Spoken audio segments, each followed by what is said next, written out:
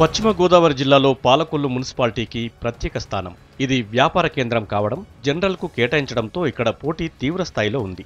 31 వార్డులుగా విస్తరించి ఉన్న ఈ మున్సిపాలిటీ చైర్మన్ రేసులో టీడీపీ నుంచి వల్లభ నారాయణమూర్తి, వైఎస్ఆర్సీపీ నుండి ఎడ్ల తాతాజీ ఉన్నారు. సిట్టింగ్ ఎమ్మెల్యే బంగారు ఉషారాణి కాంగ్రెస్ పార్టీ అయినప్పటికీ ఆ పార్టీ నుంచి అధికారికంగా ఒక్క నామినేషన్ దాఖలు కాలేదు. ఎమ్మెల్యే అండదండలతో కాంగ్రెస్ పార్టీకి చెందిన కొందరు స్వతంత్రులుగా బరిలోకి దిగారు. దీంతో ఇక్కడ టీడీపీ వైసీపీల మధ్యనే పోరు నువ్వా నేనా అన్న రీతిలో సాగుతోంది. నేను నెగ్గితే ప్రధానంగా ఈ పాలకొల్లుపట్నం 2 సమస్యలు.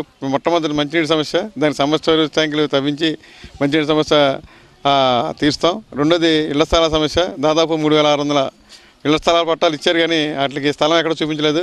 మేము అధికారంలోకి వస్తే ఆ సమస్యను పరిష్కారం చేసి అందరికీ ఇళ్ల స్థలాల పట్టాలు ఇస్తాం. పాలకొల్లులో ఉన్న సమస్యల మీద పోరాటం చేసి మరి రాబోయే కాలంలో మరి ఏదైతే ఏ సమస్య అయితే ఉన్నదో మరి ఆ సమస్యల కోసం నిర్విరాగంగా కృషి చేస్తానని ఈ సందర్భంగా తెలియజేస్తూ, పాలకొల్లు పట్టణంలో కాపు సామాజిక వర్గం అధికంగా ఉన్నప్పటికీ ఆర్యవయసుల ఓట్లే కీలకం కానున్నాయి. దీంతో టీడీపీ, వైసీపీ ఈ సామాజిక వర్గంపై కన్నేశారు. ఇరు పార్టీలు ఆర్యవయసులకు 3 స్థానాలు కేటాయించాయి. టీడీపీ సిపిఐకి 1 సీటు కేటాయించగా వైఎస్ఆర్సీపీ సిపిఎంకు 1 వార్డులో మద్దతు పలుకుతోంది.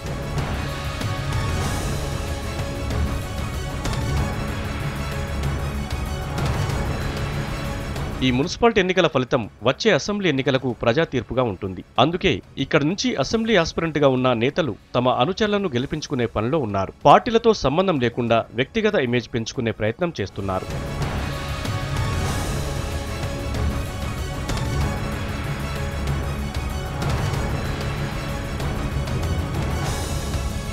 మున్సిపల్ ప్రచారంలో వివిధ పార్టీల అభ్యర్థులు తమ మేనిఫెస్టోలపైనే స్పీచ్లు దంచుతున్నారు తప్ప లోకల్ ప్రాబ్లమ్స్ పై ఫోకస్ చేయడం లేదని స్థానికులు ఆరోపిస్తున్నారు. తమ సమస్యలు పట్టించుకున్న వారికే తమ ఓటు అంటున్నారు. మొత్తానికి పాలకొల్లు ఓటర్లు ఏ పార్టీకి పట్టం కడతారో చూడాలి.